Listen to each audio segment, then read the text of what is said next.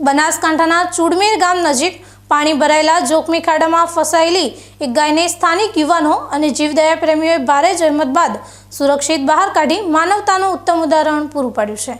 કલાકોના સંઘર્ષ બાદ મોતના મુખમાંથી ગાયને ઉગારી લેવામાં આવતા પશુ પ્રેમીઓમાં આનંદની લાગણી જોવા મળી રહી છે। આજે ચુડમેર ગામની સીમમાં એક ગાય અચાનક પાણીથી લબાલબ ભરાયેલા ઊંડા ખાડામાં ખાબકી હતી।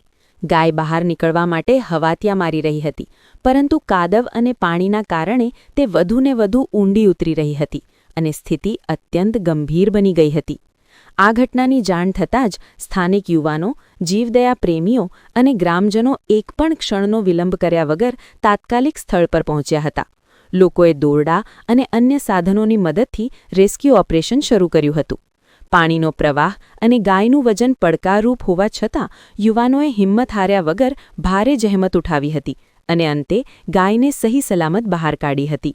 જો કે લાંબો સમય પાણીમાં રહેવાને કારણે ગાય ખૂબ જ નબળી પડી ગઈ હોવાથી તાત્કાલિક પશુ ચિકિત્સકને બોલાવવામાં આવ્યા હતા।